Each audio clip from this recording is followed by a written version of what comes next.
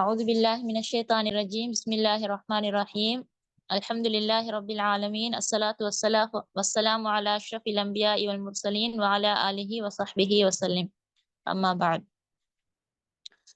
அல்ஹம்துலில்லாஹ் எமது ஈலானஸ் hub online நிறுவனத்தின் ஹிஃபில் பிரிவால் இன்றைய அமர்வு ஒரு மோட்டிவேஷன் புரோகிராமாக ஏற்பாடு செய்யப்பட்டுள்ளது. அந்த வகையில் அல் குர்ஆனை கற்கக்கூடிய மனனம் செய்யக்கூடிய மாணவ மாணவிகளுக்காக அதன்பால் மாணவ மாணவிகளை ஆர்வமூட்டக்கூடிய தூண்டக்கூடிய ஒரு நிகழ்ச்சியாக மறை சுமந்து இறை கூட்டத்தில் இணைந்திடுவோம் என்ற ஒரு அருமையான தலைப்பில் இன்றைய நிகழ்வுக்காக நாம் காத்திருக்கின்றோம். இந்த இடத்தில் நாங்கள் கழிக்கக்கூடிய ஒவ்வொரு நிமிடங்களையும் அல்லாஹ்விடத்தில் பெருமதி மிக்கதாகவும் எமது மீசானில் கனமானதாகவும் அமைத்துக் கொள்வதற்காக முதலில் நாம் எமது எண்ணங்களை நியத்துக்களை நல்ல முறையில் அமைத்துக் கொண்டு புதுப்பித்துக் கொண்டு நிகழ்ச்சிக்குள் செல்வோம். அந்த வகையில் இன்றைய நிகழ்ச்சியை வழங்குவதற்காக எனது மதிப்புக்குரிய மாலிமாக்களில் ஒருவரான அல் ஆலிமா ஜியானி ஜவாஹிர் இஸ்லாஹி அவர்கள் காத்துக் கொண்டிருக்கின்றார்கள். நேரடியாக நான் நிகழ்ச்சிக்குள் நுழைவதற்காக மாலிமாவுக்கு சந்தர்ப்பத்தை வழங்குகின்றேன்.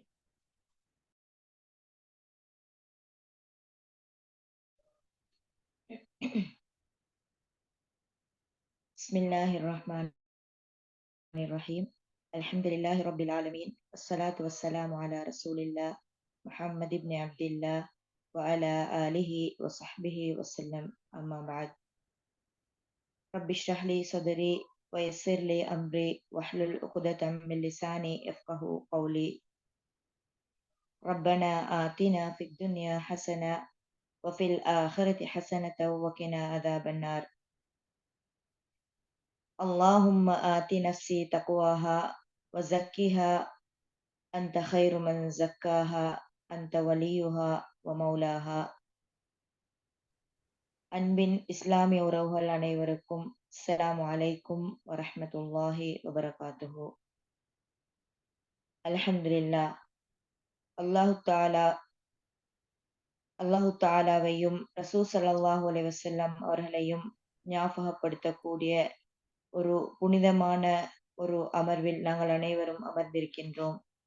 எனவே இங்கு கழிக்கின்ற ஒவ்வொரு பொழுதுகளுக்கும் மலக்குமார்களுடைய பிரார்த்தனைகள் எமக்காக காத்திருக்கின்றன. எனவே இங்கு கழிக்கின்ற இந்த பொழுதுகளை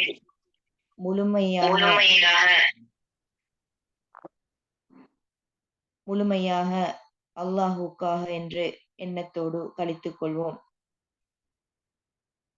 அல்லாஹ் சுப்ஹானஹு வ தஆலா உலகத்தை படைத்து அதில் மிக மிக கண்ணியமான ஒரு படைப்பாக மனிதனை படைத்து அவனுக்கு வசதி அளிக்கும் வகையில் ஏனைய அனைத்து படைப்பினங்களையும் ஒழுங்கமைத்து வைத்திருக்கின்றான்.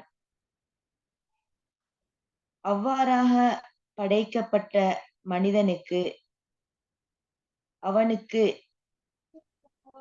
அல்லாஹு தாலாவுக்கு நன்றி செலுத்த வேண்டிய கடமை கட்டாயமாக இருக்கின்றது.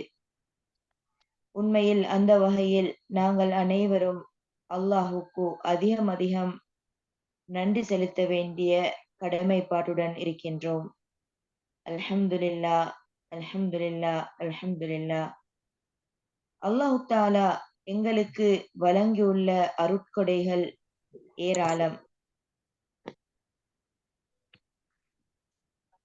சகோதரிகளே, அதான் போது கொஞ்சம் அதானுக்கு பிறகு நான் இன்ஷா அல்லாஹ் அடுத்த கட்டத்தை பேசுறேன்.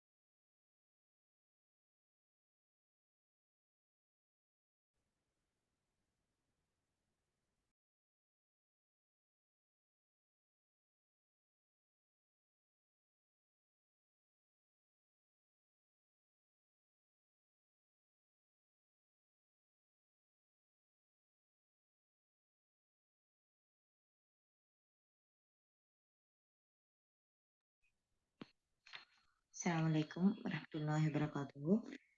நாம் தொடர்ந்து பேசுவோம். எனவே அல்லாஹு தாலா எங்களுக்கு வழங்கியிருக்கிற பல அருட்கொடைகள், உண்மையில கணக்கிட முடியாத பல அருட்கொடைகள். அந்த அருட்கொடைகளில் மிகப்பெரிய ஒரு அருளாக காணப்படுறதுதான் அல் குர்ஆன். அல் குர்ஆன் என்பது அல்லாஹு தாலா எமக்காக எமது வாழ்க்கையை ஒழுங்கமைத்துக் கொள்வதற்காக தந்திருக்கின்ற ஒரு வழிகாட்டியாகும். உண்மையில் சாதாரணமாக எமது வாழ்க்கையோடு நாங்கள் தொடர்பு படுத்தி பார்த்தால், உதாரணமாக நாங்கள் ஒரு பயணம் போய்க் கொண்டிருக்கிறோம் என்றால், அந்த பயணத்தில் நாங்கள் சென்றடைய வேண்டிய இடம் எங்களுக்கு தெரியாதிருந்தால், ஏதோ ஒரு வழிகாட்டி, ஒரு மனிதனாக இருக்கலாம் அல்லது ஒரு கைட் புத்தகமாக இருக்கலாம், ஏதோ ஒரு அடிப்படையில் எங்களுக்கு ஒரு வழிகாட்டி வழங்கப்பட்டால், நாங்கள் சிரமமின்றி மிகவும் இலகுவாகவும் காலதாமதமின்றியும் மிகவும் நிம்மதியாகவும் அமைதியாகவும் கஷ்டங்களின்றியும் குறிப்பிட்ட எமது இலக்கான அந்த இடத்தை நாங்கள் அடைந்து கொள்ள முடியும். அவ்வாறாக எம்மை படைத்த வல்லநாயன் அல்லாஹு சுப்ஹானஹு தஆலா எம்மை படைத்து எம்மை கஷ்டப்படுத்தாமல் அவன் எதிர்பார்க்கின்ற அந்த வெற்றியின் இடத்தை நாங்கள் அடைவதற்காக எமக்காக வழங்கியிருக்கின்ற அந்த வழிகாட்டிதான் அல் குர்ஆன் ஆகும். சாதாரணமாக உதாரணத்திற்கு ஒரு பயணத்தில் ஒருவர் இருக்கின்றார். அவருக்கு மிகவும் இருளான ஒரு வழியில் அவர் செல்ல வேண்டும். அவரது கையில் ஒருவர் ஒரு டோர்ச்சை கொண்டு வந்து கொடுத்து, இந்த டோர்ச்சை பிடித்துக் கொண்டு உங்கள் பாதையை நீங்கள் இலகுவாக தேடி பயணியுங்கள் என்று கொடுக்கப்பட்டால், அந்த மனிதர் அந்த டோர்ச்சை ஆன் பண்ணாமல் தனது கையில் அந்த டோர்ச்சை எந்த விதமான பயன்பாடுமின்றி சாதாரணமாக வைத்துக்கொண்டு அவர் அந்த பயணத்தை தொடர்ந்தார் என்றால், அந்த மனிதரை பற்றி நாங்கள் என்ன கூறுவோம்? எமது பார்வை எப்படி இருக்கும்? எமது கதைகள் எப்படி இருக்கும்? நாங்கள் சற்று சிந்திப்போம்.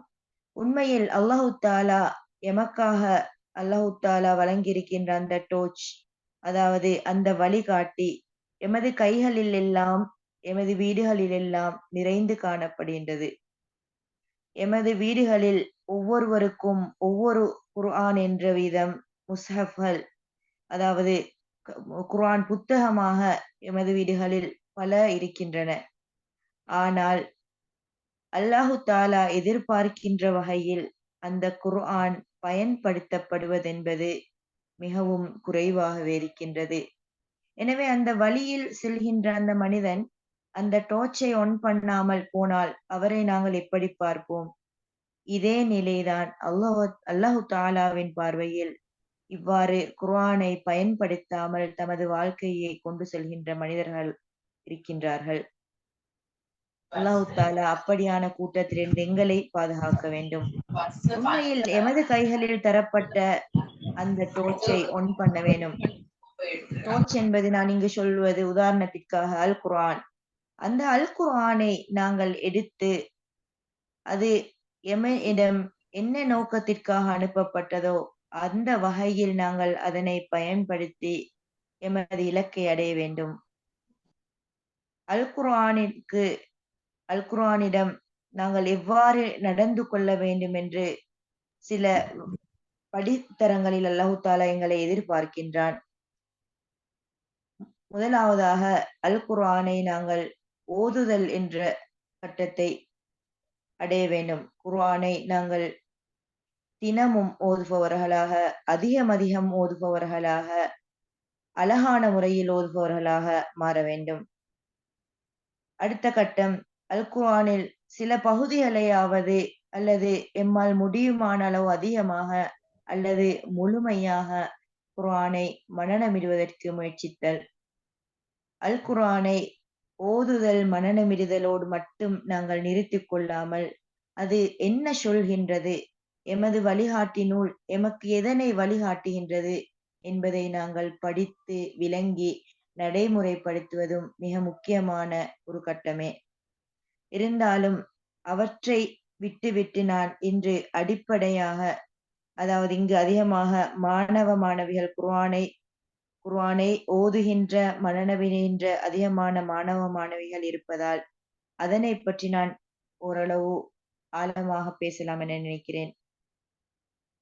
முதலாவது, அல் குர்ஆனை ஓதுதல் என்ற கட்டத்தை நாங்கள் எடுத்து பார்த்தால், ரசூல் ஸல்லல்லாஹு அலைஹி வஸல்லம்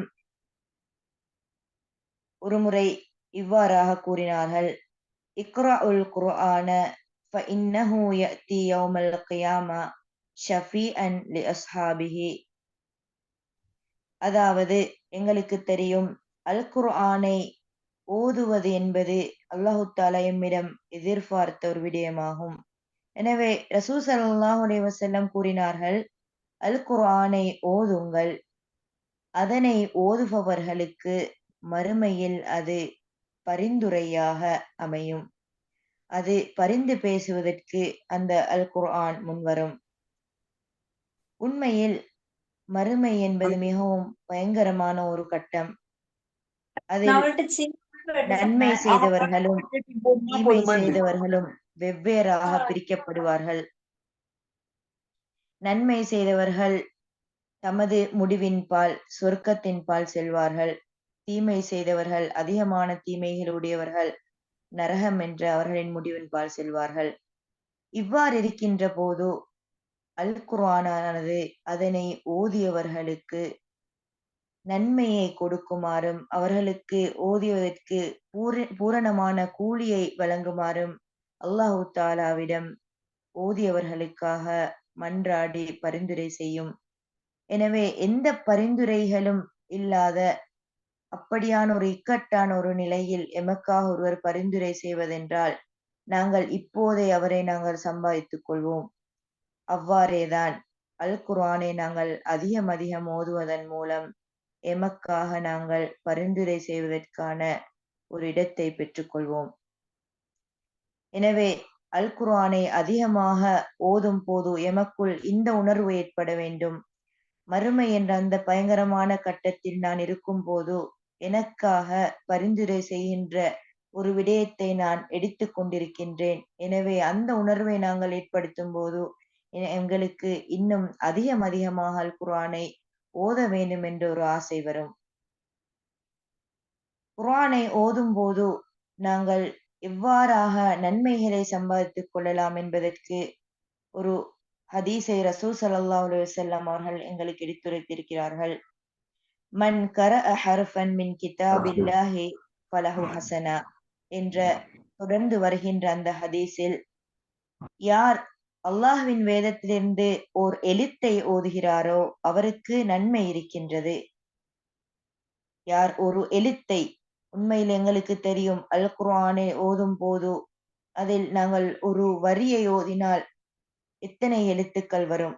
சாதாரணமாக 35, 40 என்ற எழுத்துக்கள் கூட வரலாம். எனவே ரசூல் ஸல்லல்லாஹு அலைஹி வஸல்லம் சொல்கிறார்கள், அல்லாஹ்வின் வேதத்திலிருந்து ஒரு எழுத்தை ஓதுகிறாரோ அவருக்கு நன்மை இருக்கின்றது. தொடர்ந்து சொல்கிறார்கள், நன்மை என்பது அதனை போன்ற 10 மடங்காகும். அலிஃப் லாம் மீம் என்பதை நான் ஓர் எழுத்து என்று கூற மாட்டேன். மாறாக அலிஃப் என்பது ஒரு ஹர்ஃபாகும், லாம் என்பது இன்னும் ஒரு ஹர்ஃபாகும், மீம் என்பது இன்னும் ஒரு ஹர்ஃபாகும் என ரசூல் ஸல்லல்லாஹு அலைஹி வஸல்லம் அவர்கள் கூறிய ஹதீஸ் திர்மிதியில் பதியப்பட்டுள்ளது. உண்மையில் இஸ்லாமிய சகோதர சகோதரிகளே, உண்மையில் நாங்கள் அல் குர்ஆனை ஓதும் போது இந்த உணர்வு எங்களுக்கு வர வேண்டும். இன்று நான் ஒரு பக்கம் ஓதிவிட்டு, குர்ஆனில் ஒரு பக்கத்தை ஓதிவிட்டு மூடிவிட நினைக்கிறேனா? எனக்குள் இன்னும் கொஞ்சம் ஓதுவோம், இன்னும் கொஞ்சம் ஓதுவோம், எனக்காக நன்மைகளை சம்பாதித்துக் கொள்வோம். ஒவ்வொரு ஹர்ஃபிலும் பல நன்மைகள், அதாவது ஒரு ஹர்ஃபில் 10 நன்மை என்றால் அலிஃப் லாம் மீம் என்பது 30 இந்த 30 நன்மைகளை எங்களுக்கு கொண்டு வந்து சேர்க்கும். இவ்வாறு ஓதும் போது அந்த உணர்வு எங்களுக்குள் வர வேண்டும். குர்ஆனை நாங்கள் ஓதுகின்ற போது எனக்காக இன்னும் கொஞ்சம் நன்மை சேர்த்துக் கொள்வோம் என்ற அந்த உணர்வு எங்களுக்குள் அதிகமாக ஏற்பட வேண்டும். எனவே இங்கு கூறப்பட்டது போன்று ஆரம்பமாக சொல்லப்பட்ட இந்த 2 ஹதீஸ்களையும் எடுத்து பார்க்கின்ற போது அல் குர்ஆனை ஓதும் போது குர்ஆனால் எங்களுக்கு அதிகமான நன்மைகளை தேடிக்கொள்ளலாம். குர்ஆன் எங்களுக்காக பரிந்துரை செய்கின்றது. அத்துடன் அது மட்டுமல்லாமல் இன்னும் பல நன்மைகள் குர்ஆனை ஓதுவதால் எமக்கு மன அமைதி, எமது பிரச்சினைகளுக்கான தீர்வாக இப்படியாக பல நன்மைகளை கூறிக்கொண்டே போகலாம். அல் குர்ஆன் ஓதுவதன் சிறப்பை கூறிய ரசூல் ஸல்லல்லாஹு அலைஹி வஸல்லம் அதனை சாதாரணமாக, அதாவது பொடுபோக்காக, கவனமின்றி ஓதுவதை அவர்கள் விரும்பவில்லை. அவ்வாறு ஓதுவதை வலியுறுத்திய ரசூல் ஸல்லல்லாஹு அலைஹி வஸல்லம் அதனை அழகாக ஓதுவதையும், ஓதுவதில் ஒரு மனிதன் தேர்ச்சி பெற வேண்டும் என்பதையும், இருந்தாலும் கஷ்டப்பட்டாவது அல் குர்ஆனை ஓத வேண்டும், அல் குர்ஆன் ஓதுவதில் பின்வாங்கக் கூடாது என்பதை மிகவும் வலியுறுத்தினார்கள். அதனை பின்வரும் ஹதீஸ் மூலம் ரசூல் ஸல்லல்லாஹு அலைஹி வஸல்லம் ஆர்வமூட்டியிருக்கின்றார்கள். எவ்வாறாக கூறினார்கள் என்றால், அல் மாஹிர் ஃபில் குர்ஆன் மஅ ஸஃபரத்தில் கிராமில் பரரா என்ற ஹதீஸ் மூலமாக இதனை வலியுறுத்தியிருக்கின்றார்கள்.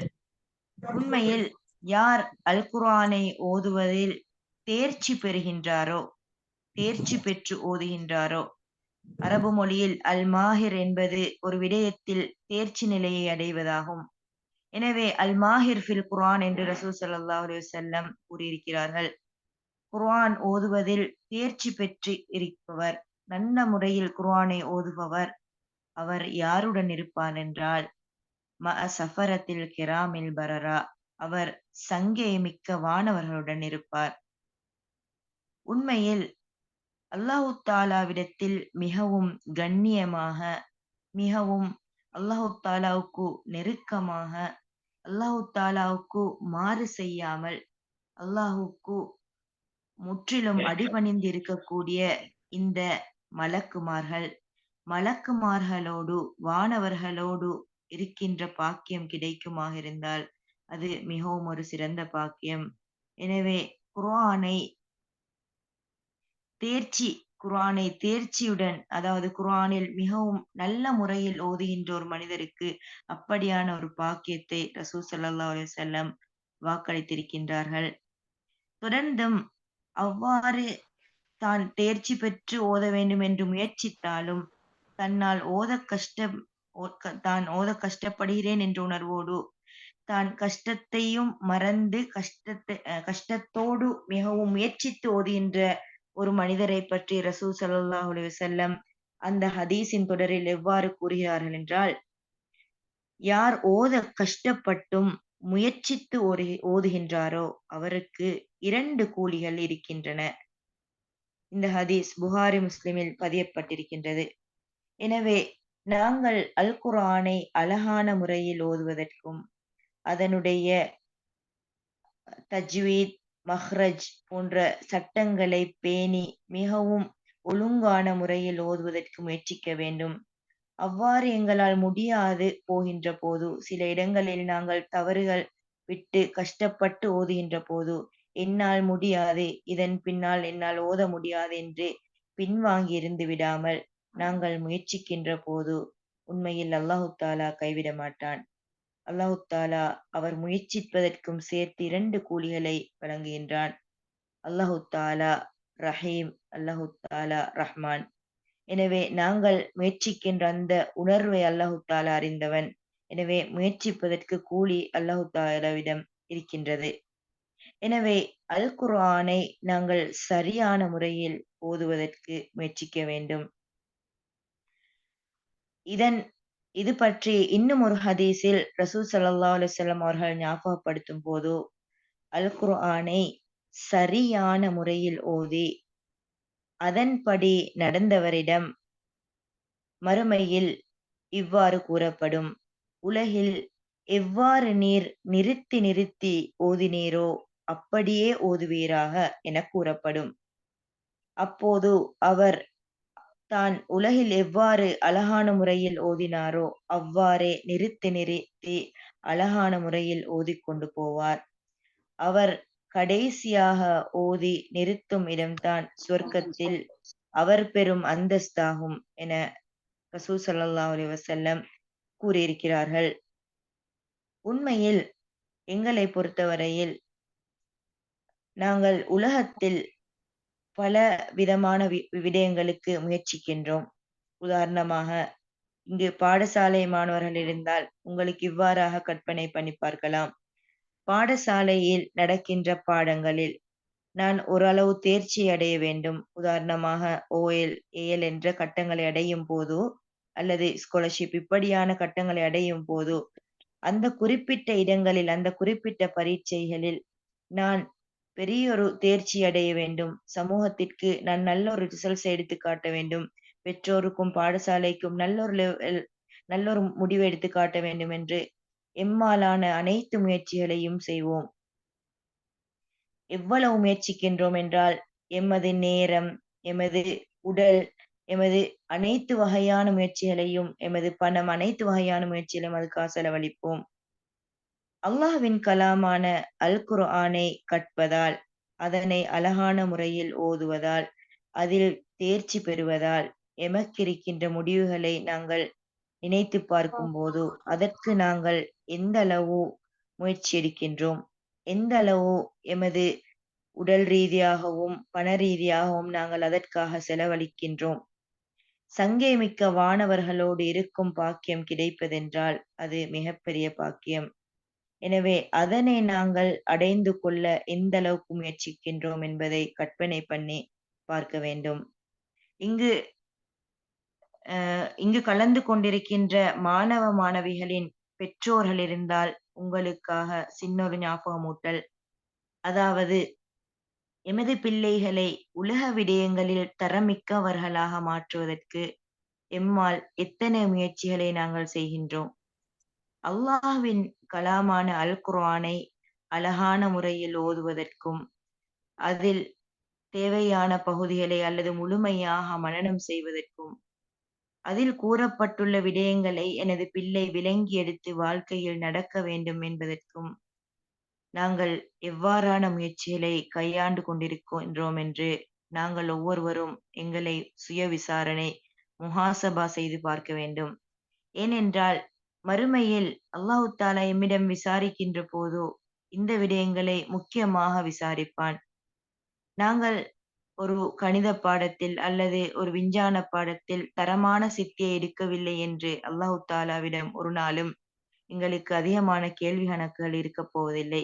ஆனால் அல்லாஹ்வின் கலாமை அல் குர்ஆனை நாங்கள் விளங்கவில்லை என்றால், அதனை அழகான முறையில் ஓதுவதற்கு நாங்கள் முயற்சிக்கவில்லை என்றால், நிச்சயமாக அல்லாஹ்விடம் அதற்கு கேள்வி கணக்கு இருக்கும். எனவே அன்பின் இஸ்லாமிய சகோதர சகோதரிகளே, இது எனக்கும் உங்களுக்குமான ஞாபகமூட்டலாக இருக்க வேண்டும். அல் குர்ஆனை எம்மால் முடியுமான அளவு அது எதிர்பார்க்கின்ற விடயங்களை அல்லாஹ் எம்மிடம் எதனை எதிர்பார்த்து அல் குர்ஆனை எமக்கு வழங்கியிருக்கின்றானோ அதனை நாங்கள் செய்ய வேண்டும்.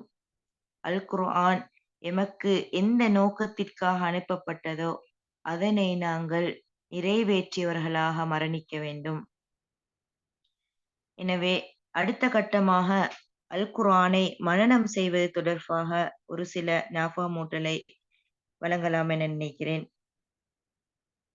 ரசூல் ஸல்லல்லாஹு அலைஹி வஸல்லம் அவர்கள் கூறினார்கள், இன்னல்லதி லைஸ ஃபீ ஜௌஃபிஹி ஷைஉன் மினல் குர்ஆன் கல் பைத்தில் ஹர்ப். அதாவது எந்த மனிதனுடைய உள்ளத்தில் அல் குர்ஆனில் சிறு பகுதியேனும் இல்லையோ அவனுடைய உள்ளம் பாழடைந்த வீட்டை போன்றாகும்.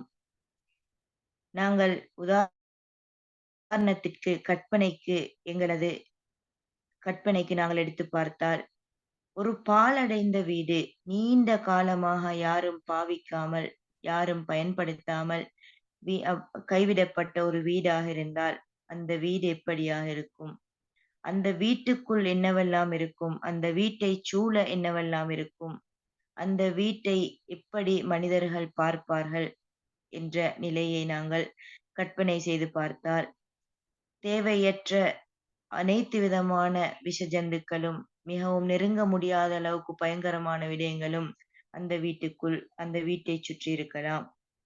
இவ்வாறுதான் அல் குர்ஆனில் சில பகுதியேனும் ஒரு மனிதனின் உள்ளத்தில் இல்லாவிட்டால், அந்த மனித உள்ளம் அவ்வாறாகத்தான் இருக்கும். அதாவது மனித உள்ளத்திற்குள் அவ்வாறான விஷஜந்துக்கள் இருக்க முடியாது. அதாவது என்ன ரசூல் ஸல்லல்லாஹு அலைஹி வஸல்லம் அவர்கள் என்ன சொல்ல வருகிறார்கள் என்றால், அந்த மனிதனின் உள்ளம் மிகவும் விஷத்தனமாக இருக்கும். மி மிகவும் பயங்கரமானதாக இருக்கும்.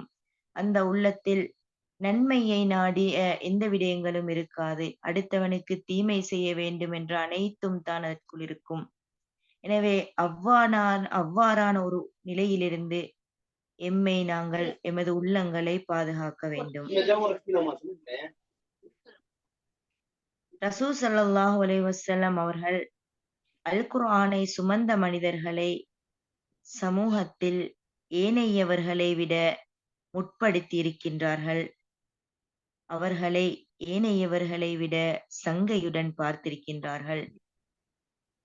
அதற்கு ரசூல் ஸல்லல்லாஹு அலைஹி வஸல்லம் அவர்களின் வாழ்க்கையிலிருந்து பல சம்பவங்கள் இருக்கின்றன. மேலும் ரசூல் ஸல்லல்லாஹு அலைஹி வஸல்லம் அவர்கள் அல் குர்ஆனை சுமந்த மனிதர்கள், அல் குர்ஆனை தமது உள்ளங்களில் சுமந்த மனிதர்கள், அல் குர்ஆனை மனனம் செய்த மனிதர்கள் பற்றி கூறியிருக்கின்ற ஹதீஸ்களில் முதலாவதாக அந்த அல் குர்ஆனை சுமந்த மனிதனைப் பற்றி சொல்லும்போது, மறுமை நாளில் அல் குர்ஆனை மனனம் செய்த ஒரு மனிதர் வருவார். ரசூல் ஸல்லல்லாஹு அலைஹி வஸல்லம் அவர்கள் கூறினார்கள், மறுமையில் அல் குர்ஆனை மனனம் செய்த ஒரு மனிதர் வருவார். அப்போது அல் குர்ஆன் அல்லாஹ்விடம் அந்த மனிதருக்காக இவ்வாறு பரிந்துரை செய்யும், இறைவா, அவருக்கு கண்ணியமானதை அணிவிப்பாயாக என்று கூறும். அப்போது அந்த மனிதருக்கு சங்கையான கிரீடம் அணிவிக்கப்படும். பின்பு அல் குர்ஆன் அல்லாஹ்விடம் பரிந்துரை செய்யும், அவருக்கு அதிகப்படுத்துவாயாக அதிகப்படுத்துவாயாக என்று பரிந்துரை செய்யும். அப்போது அந்த அல் குர்ஆனை சுமந்த மனிதனுக்கு, அல் குர்ஆனை மனனம் செய்த மனிதனுக்கு சங்கையான போர்வை போர்த்தப்படும். அப்போது அல் குர்ஆன் அல்லாஹ்விடம், இறைவா, அவரை பொருந்திக் கொள்வாயாக என்று பரிந்துரை செய்யும். அப்போது அல்லாஹ் அவரை பொருந்திக் கொள்வான். பின்பு அவருக்கு நீர் ஓதுவீராக என்று கூறப்படும். அவர் தன்னிடம் மனனம் உள்ள ஒவ்வொரு ஆயத்தையும், ஒவ்வொரு வசனங்களையும் ஓதிக்கொண்டு செல்வார். அவர் ஓதுகின்ற ஒவ்வொரு ஆயத்துக்கும் அவருக்காக நன்மைகள் அதிகரிக்கப்பட்டுக் கொண்டே செல்லும். சுப்ஹானல்லாஹ்! எவ்வளவு பெரிய ஒரு பாக்கியம்! எவ்வளவு சங்கையான ஒரு இடம்!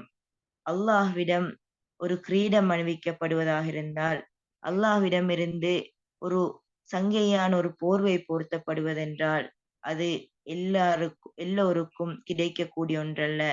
அல் குர்ஆனை தமது உள்ளங்களில் சுமந்த மனிதர்களுக்குத்தான் அது அணிவிக்கப்படும்.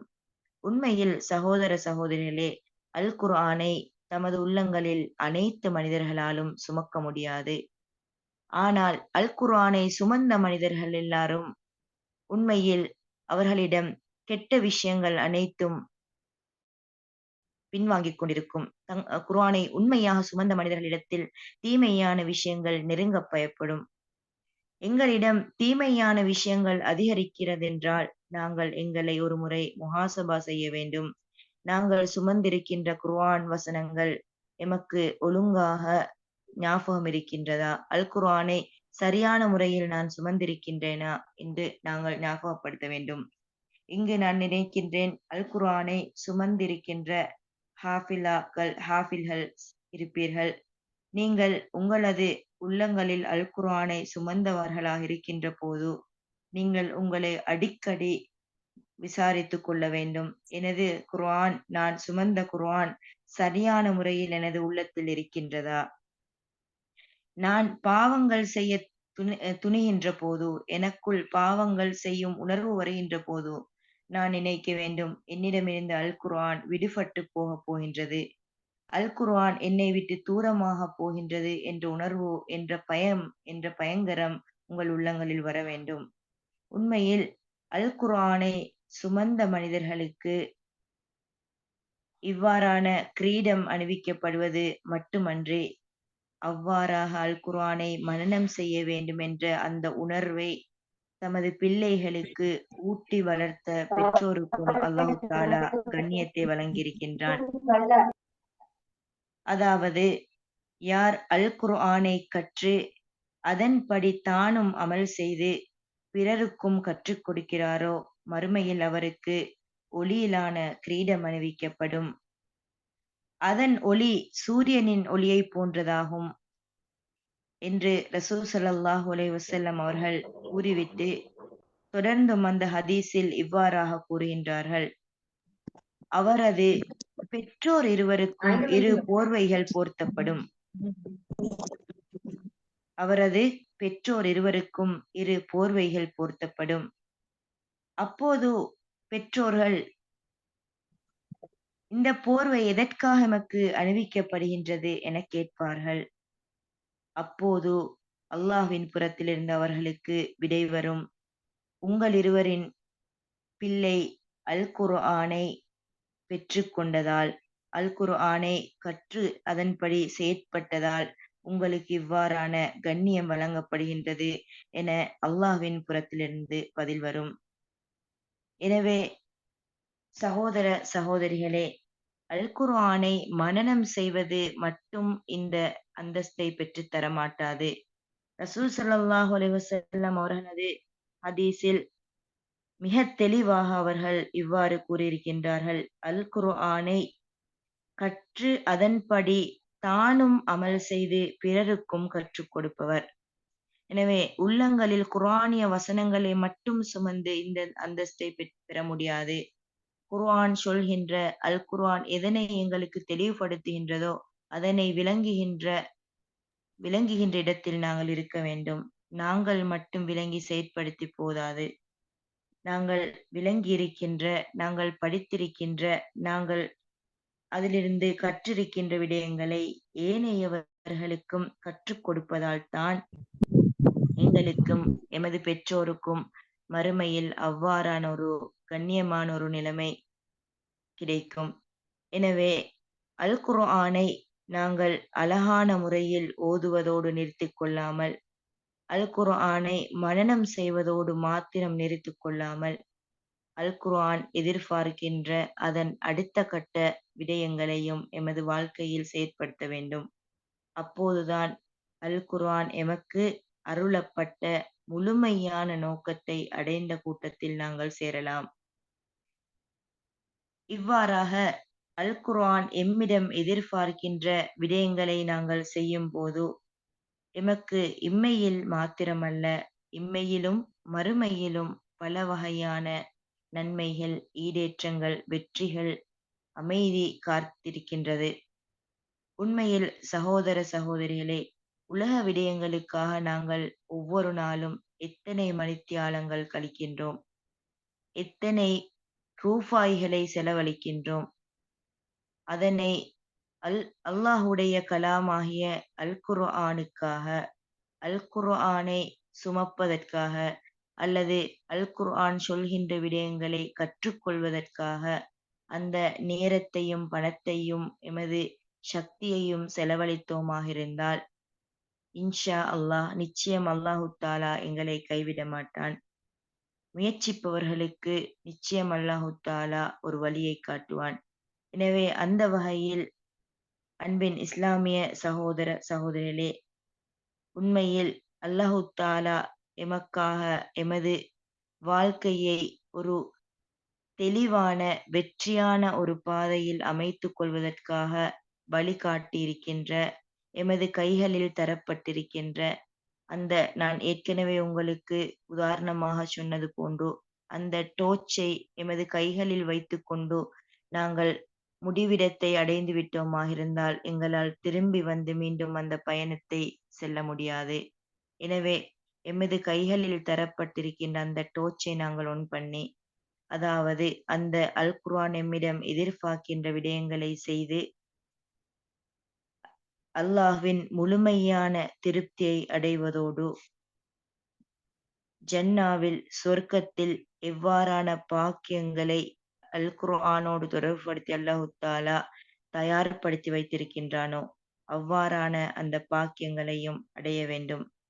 அல்லாஹு தஆலா எனக்கும் உங்களுக்கும் அல்லாஹ் எதிர்பார்க்கின்ற வகையில் அவன் வழிகாட்டியாக வழங்கியிருக்கின்ற அந்த வேத நூலை அல் குர்ஆனை முழுமையாக பயன்படுத்தி அல்லாஹ்வை சந்திக்கின்ற அல்லாஹ்வின் திருப்தியை பெற்று மரணிக்கின்ற பாக்கியத்தை தர வேண்டும் என பிரார்த்தித்துக் கொண்டு, இங்கு பேசப்பட்ட விடயங்களில் நிறைகள் இருந்தால் அது அனைத்தும் அல்லாஹ்வை சாரும் என்றும், குறைகள் இருந்தால் அது என்னை சார்ந்து வேண்டும் கூறி உங்கள் அனைவருக்கும் எனது சலாத்தை தெரிவித்து முடித்துக் கொள்கின்றேன்.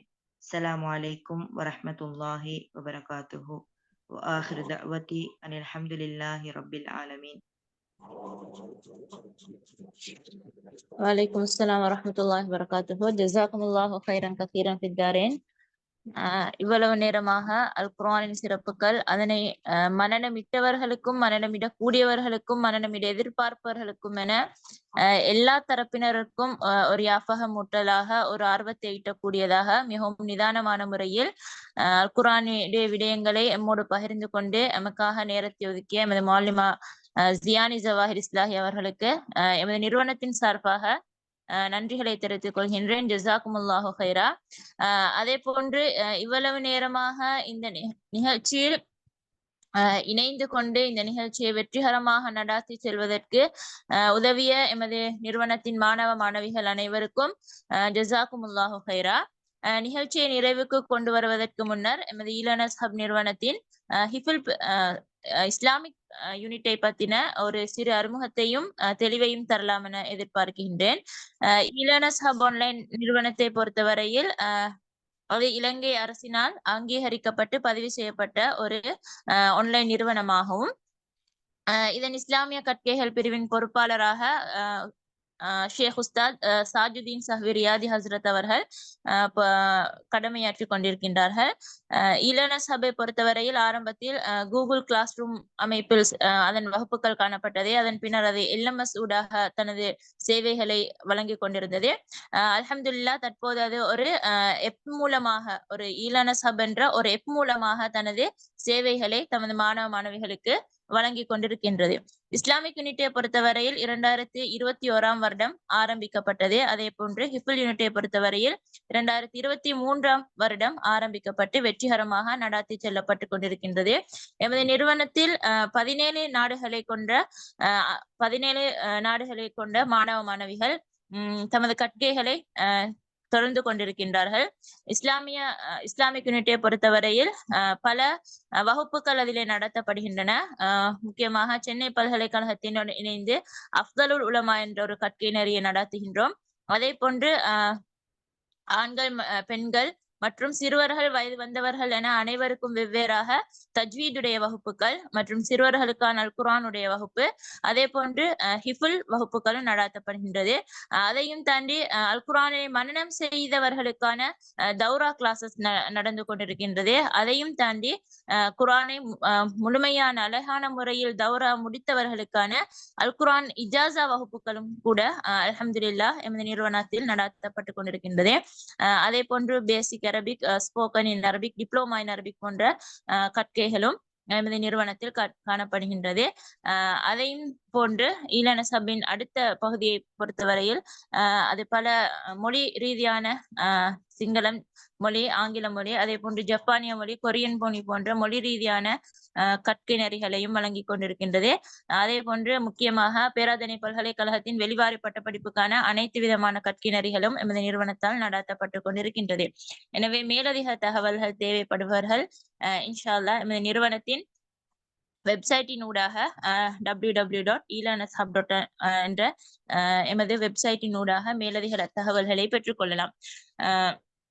மீண்டும் எமது நிகழ்ச்சியை சிறப்பாக எமக்கு செய்து உதவிய எமது மாலிமாக்கும் நன்றியை தெரிவித்துக் கொண்டு, அதே போன்று இவ்வளவு நேரமாக நிகழ்ச்சியில் நுழைந்து எமக்கு ஒத்துழைத்த உங்கள் அனைவருக்கும் நன்றியை தெரிவித்துக் கொண்டு நிகழ்ச்சியை நாம் நிறைவுக்கு கொண்டு வருகின்றோம். ஜஸாக்குமுல்லாஹு ஹைரா. அஸ்ஸலாமு அலைக்கும் வரஹ்மத்துல்லாஹி வபரகாத்துஹு.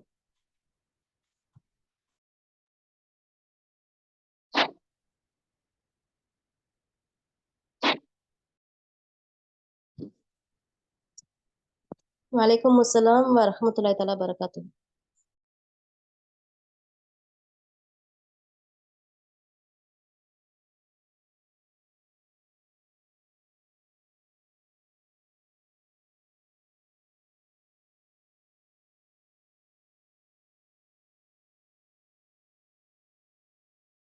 வலைக்கும் அஸ்ஸலாம் வரஹ்மத்துல்லாஹி வபரகாத்துஹு.